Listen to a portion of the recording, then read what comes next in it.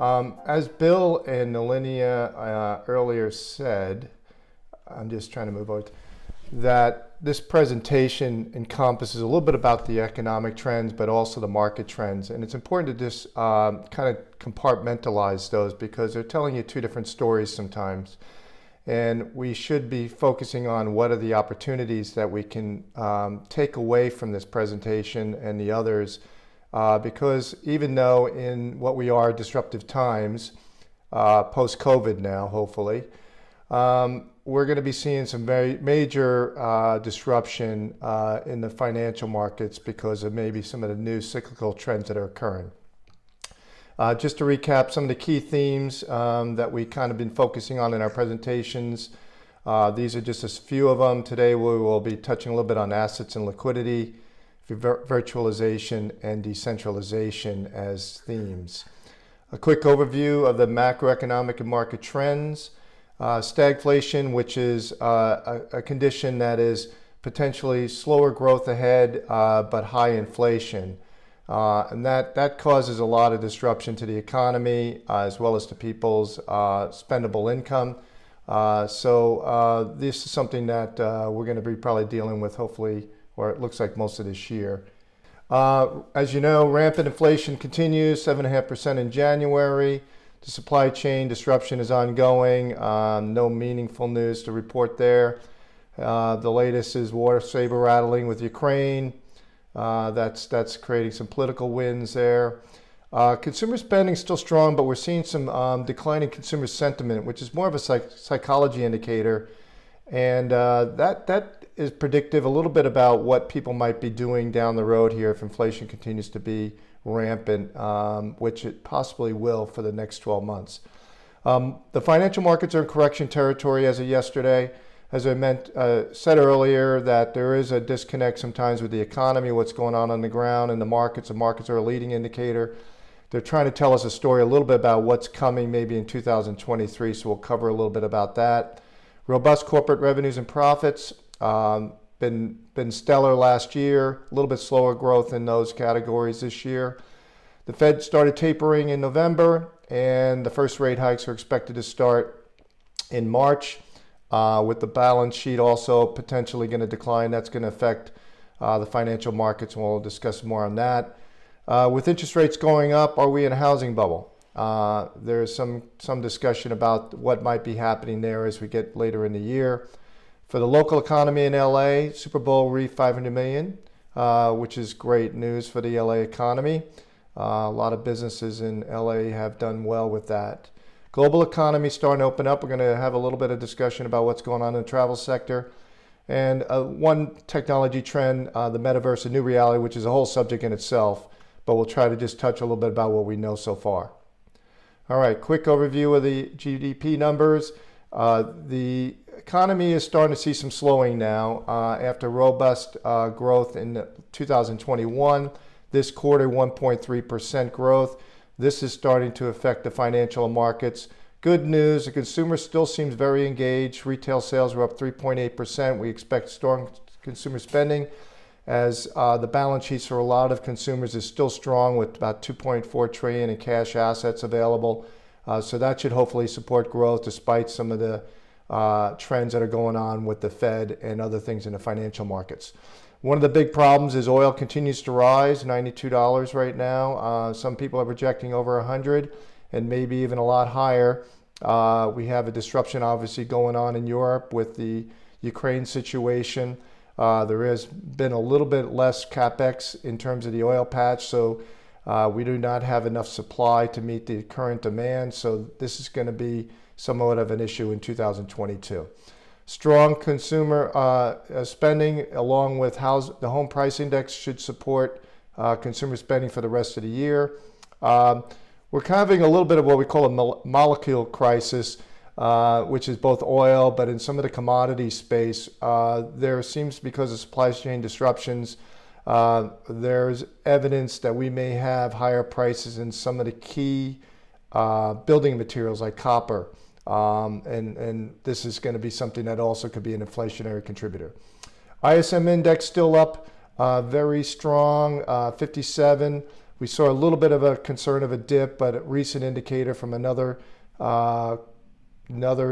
indicator has suggested that we are starting to see a pickup in the manufacturing sector, but also in the services sector, which is be very good for supporting the economy, even if we see higher interest rates in 2022.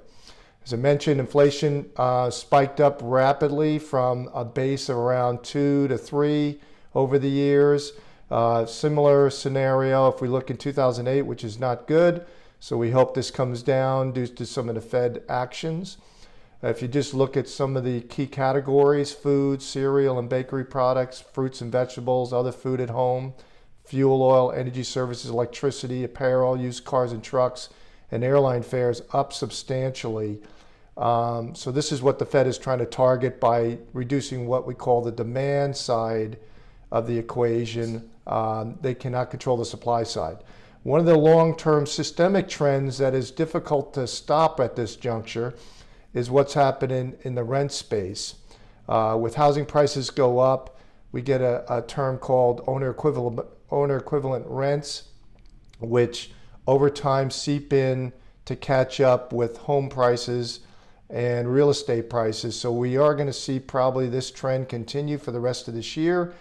That is going to be some additional inflationary pressures, which is going to maybe take some time to work out. The Fed rate hike plan is projected around 6 rate hikes through December 22. Again, that's a major headwind for the financial markets. The economy probably still could do okay, but with this, but it's going to be very disrupted in the financial market. So it really is going to affect people's money. So got to think about where you are right now, because it could be some further downside due to the fact that the Fed hasn't even started raising interest rates, and inflation is going to take a little while to work down. So we look at here, if we look out into end of 2022, we're looking at about, hold on a second, 1.75 to 2% on the Fed funds rate. Hopefully inflation gets down to the 3% rate, core inflation, which is a long way to go from where we are right now. But as I mentioned, these things will start impacting consumer behavior probably in a very near term. The other thing that's happening, in addition to the Fed tightening, is the balance sheet is going to start to be wound down from an $8 trillion Fed balance sheet, which they stopped buying assets last month. And starting in next month, they're looking at potentially starting to reduce this over time, another form of tightening.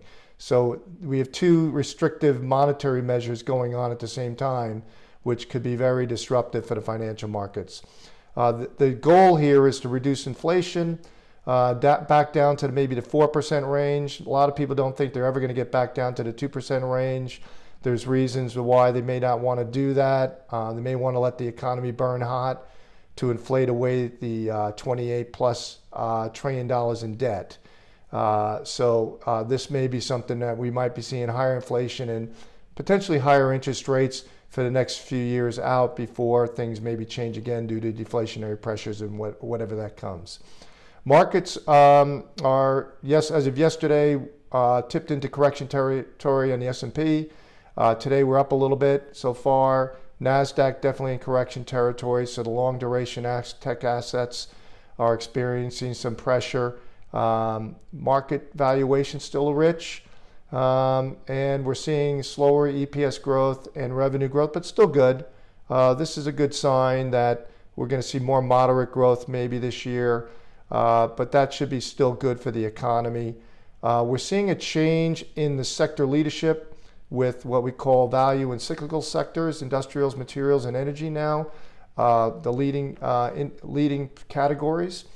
One of the things that's happening here that we kind of had a major shift in the last 12 months was what happens when the Fed does things with buying assets on the balance sheet. That is a form of increasing the monetary supply. Prior to 2009, most of the market return was attributed to earnings. And in the last 10, 11, 12 years, we've noticed a shift that the effects of the Fed's involvement in the markets, financial markets, has added a larger contributor to the overall performance of the financial markets. Well, now the opposite is going to happen. The Fed is tightening, and that's going to have a more restrictive effect and have a more disruptive effect and a volatile effect on the financial markets. It's also going to affect what we call the ISM index, which is the barometer of economic growth. So this is telling us we're going to probably see lower growth as we go out throughout the year, maybe see a pickup depending upon what happens with Fed policy. If you're in the markets, you want to look at value as the opportunity area right now as far as at least financial assets. During rate hiking cycles, value outperforms growth and momentum and quality.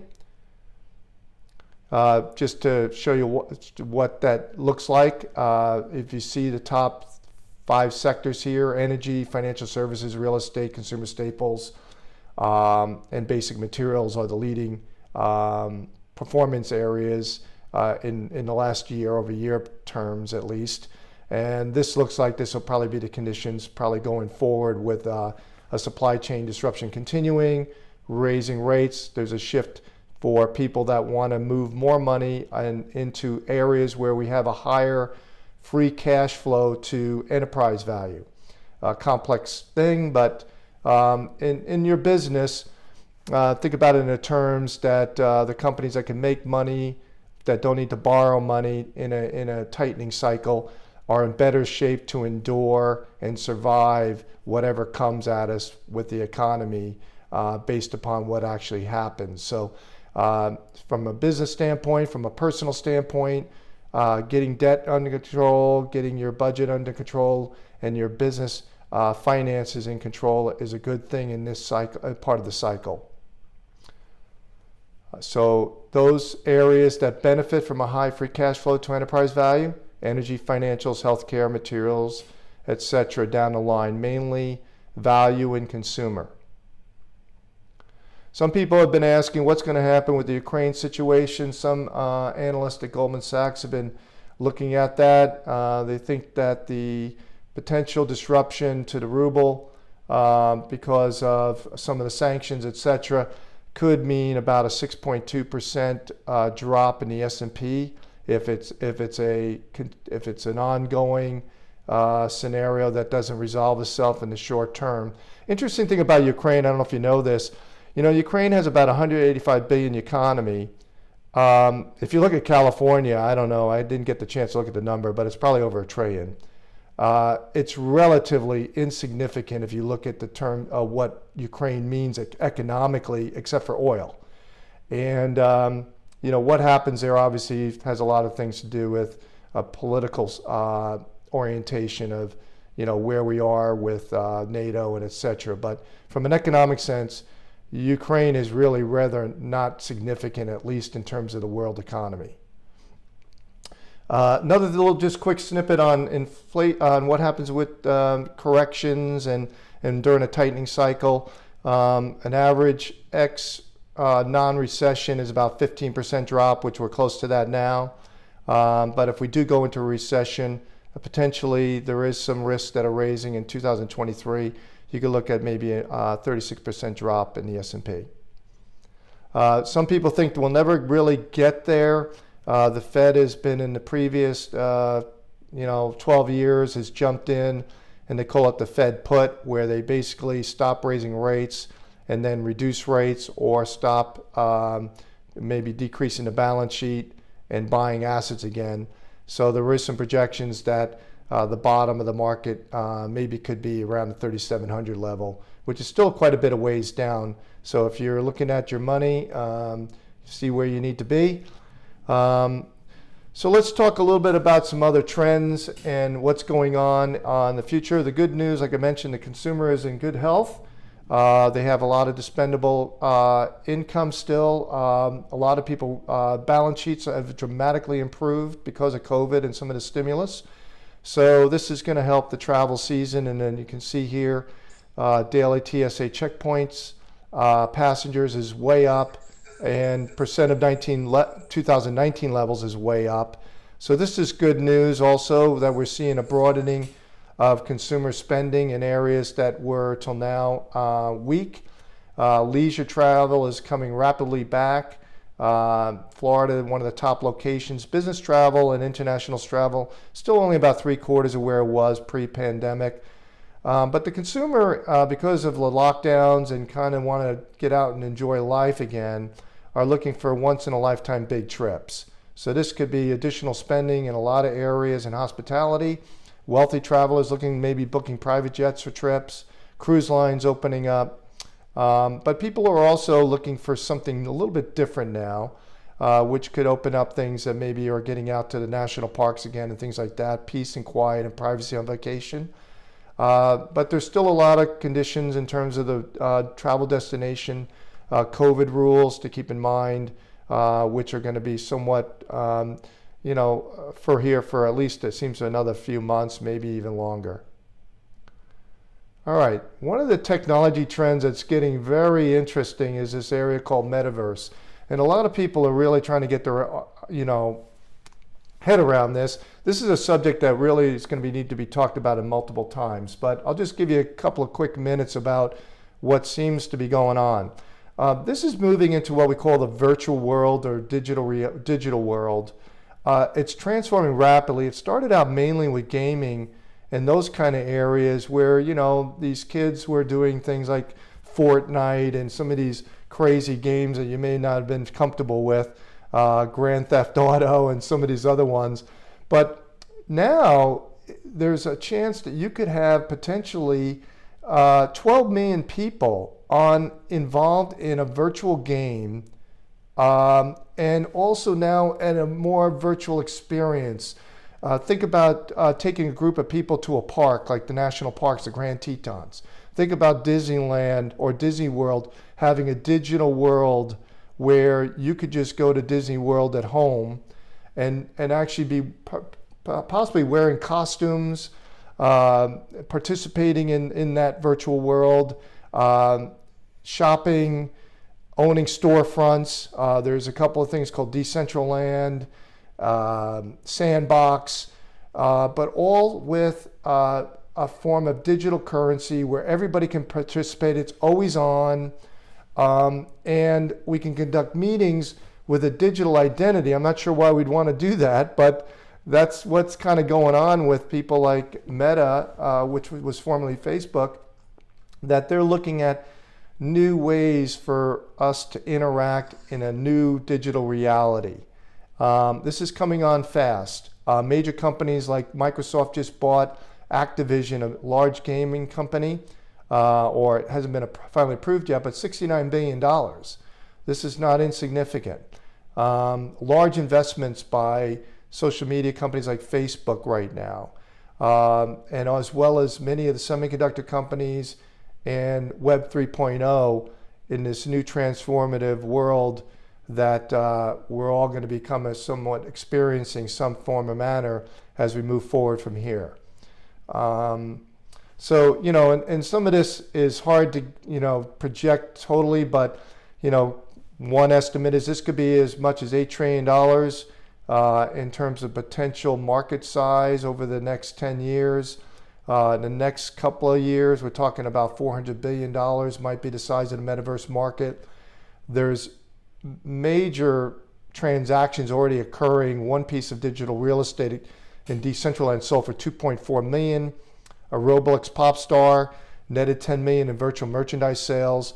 So anyhow, this is just a tip of the iceberg of where this is headed. Major investments by large corporations, including all the tech leaders that are looking at the market, but also by a lot of creators out there that now can participate, that might be the artists and the entertainment sector that have huge opportunities in this new virtual world. So those are my thoughts for today. I'll turn it back to you, Bill.